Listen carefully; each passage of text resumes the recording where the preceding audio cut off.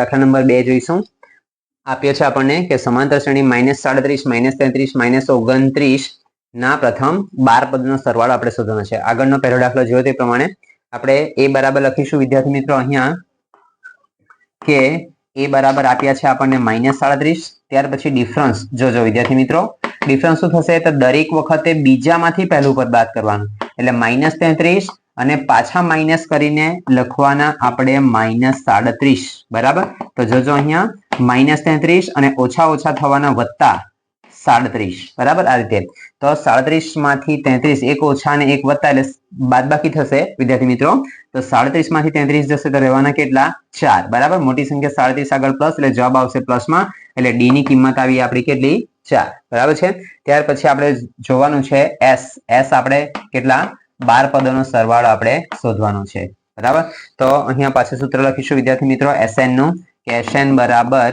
n ના છેદમાં 2 કૌંસમાં 2a પ્લસ n માઇનસ 1 અને કૌંસની બહાર d બરાબર. ફરી પાછા વિદ્યાર્થી મિત્રો જ્યાં જ્યાં આપણે n આપેલા છે ત્યાં આગળ n ની જગ્યા પર આપણે લખવાના છે કેટલા 12 લખીશું બરાબર છે. તો 12 n ની જગ્યા પર 12 ફરી પાછા લખીશું 12 ના છેદમાં 2 ફરી પાછા 2a a ની કિંમત આપી છે આપણને કેટલી -37 જોજો વિદ્યાર્થી મિત્રો -37 પ્લસ ફરી પાછા n ની જગ્યા પર આપણે લખીશું 12 - 1 અને ડિફરન્સ આપેલો છે આપણને કેટલો તો 4 બરાબર છે. આગળ જોઈશું કીધું તે પ્રમાણે કે દરેક વખતે બધું આ કિંમત લખીને પછી ભાગાકાર ગુણાકાર બાદબાકી બરાબર. વચ્ચે માઇનસ છે એટલે બાદબાકી, ગુણાકાર છે એટલે ગુણાકાર થશે અને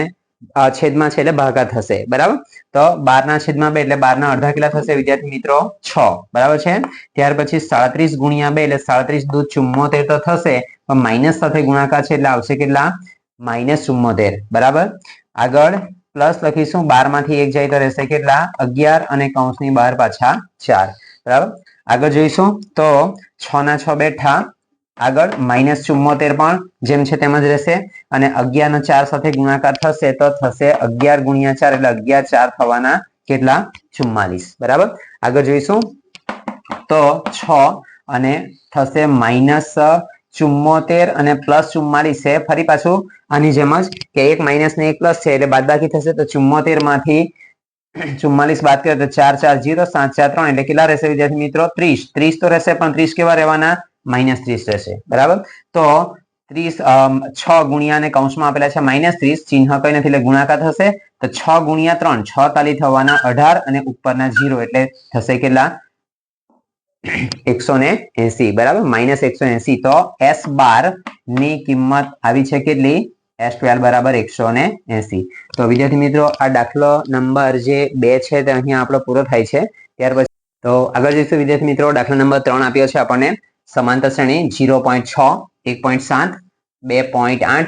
અને છેલ્લે 100 પદનો સરવાળો આપણે શોધવાનો છે બરાબર. તો અહીંયા જોઈશું a એટલે પ્રથમ પદ આપ્યું છે કેટલું આપણને 0.6. ડિફરન્સ આપેલો છે આપણને 1.7 - 0.6 બરાબર. તો જોજો વિદ્યાર્થી મિત્રો 1.7 માંથી 0.6 બાદ કરીશું તો કેટલા રહેશે પોઈન્ટ ની નીચે પોઈન્ટ લખી લેવાનું એટલે ખબર પડે આપણને 7 માંથી 6 જાય તો 1 પોઈન્ટ ના પોઈન્ટ 1 ના 1 એટલે આવશે કેટલા આપણા 1.1. ડિફરન્સ કેટલો આવ્યો વિદ્યાર્થી મિત્રો 1.1 અને s આપણે શોધવાના છે કેટલા 100 પદોનો આપણે સરવાળો શોધવાનો છે બરાબર. ફરી પાછું સૂત્ર લખીશું આપણે કે SN બરાબર n ના છેદમાં 2 કૌંસમાં 2a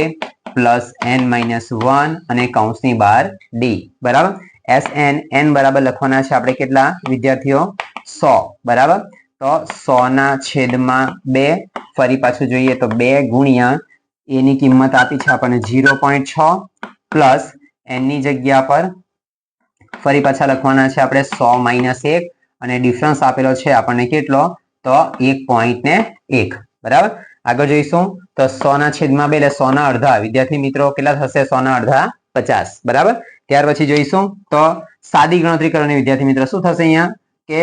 2 ગુણ્યા 0.6 છે તેની જગ્યાએ સાદી ગણતરી કેવું 2 ગુણ્યા 6 2 છંગ થવાના આપણા 12 બરાબર. આવી રીતે ગણતરી કરી દેવાની 2 છંગ 12 એક પોઈન્ટ કાપેલું છે એટલે આપણે પણ એક પોઈન્ટ કાપી નાખીએ તો જવાબ આવવાનો કેટલો 1.2 બરાબર. આગળ જોઈશું તો અહીંયા 100 - 1 100 - 1 એટલે કેટલા થશે આપણા 99 અને પેલા ફરી પાછા થશે 1.1 જોજો આગળ તો 50 કૌંસમાં 1.2 પ્લસ જોજો તો 99 ગુણ્યા આપણે સીધા સાદો ગુણાકાર કરીએ 99 ગુણ્યા 11 એવું કરીએ બરાબર તો 0 એકમનું શૂન્ય 99 એકુ 99 અને પાછા 99 લખીશું તો 9 ના 9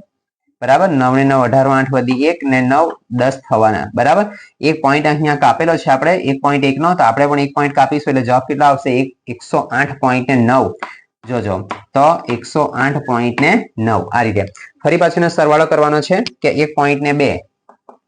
જોજો તો શું થશે 9 ને 2 11 1 વધી 1 1 ને 8 ને 1 9 ને વધી 1 એટલે 10 તો 10 શૂન્ય વધી 1 એટલે થશે વિદ્યાર્થી મિત્રો કેટલા 110.1 આ રીતે તો અહીંયા લખીશું પાછા કે 50 કૌંસમાં 110.1 બરાબર આ રીતે 110.1 તો વિદ્યાર્થી મિત્રો ફરી પાછું શું થયું છે કે 50 અને કૌંસમાં આપ્યા છે 110.1 તો ફરી પાછા બે વચ્ચે ચિહ્ન કઈ નથી એટલે શું થશે એનો પાછો ગુણાકાર એમાં પણ સાદી જ ગણતરી શું થશે આ રીતે કે આપણે સાદી ગણતરીમાં 110.1 છે ને તેની જગ્યા પર આપણે 1101 કરી દઈએ અને 50 આપેલા છે તેની જગ્યા પર ખાલી સાદી ગણતરી માટે ખાલી 5 જ કરીશું આપણે જોજો તો 5 એકુ 5 થશે 5 ગુણ્યા 0 એટલે 0 ફરી પાછા 5 અને ફરી પાછા 5 એકુ 5 એટલે કે 11 5 55 હવે પેલા 0 છે 50 પરના 0 તે પાછા આપણે અહીંયા મૂકી દઈશું બરાબર એટલે આવશે કેટલા 55,050 આવશે ને હવે પછી આપણે જે પેલું 110.1 નું પોઈન્ટ છે તે પોઈન્ટ આપણે કાપીશું તો અહીંયા થશે કેટલા વિદ્યાર્થી મિત્રો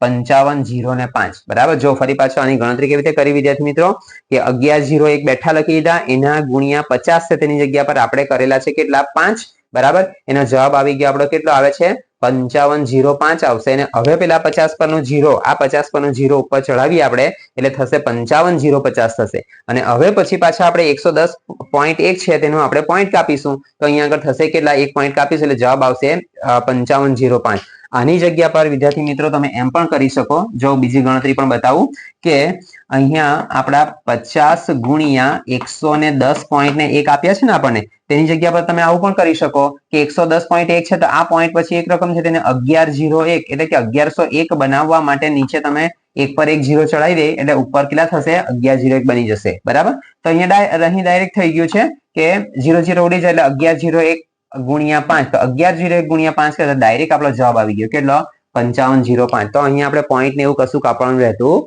નથી બરાબર તો અહીંયા જવાબ આપણો આવ્યો છે કેટલો 55,005 બરાબર તો S 100 આવી ગયા છે કેટલા આપણા 55,005 તો વિદ્યાર્થી મિત્રો આ સ્વાધ્યાય 5.3 નો દાખલા નંબર 1 નો ત્રીજો દાખલો પૂરો થાય છે તો હવે પછી નેક્સ્ટ વિડીયોમાં આપણે જોઈશું દાખલા નંબર 2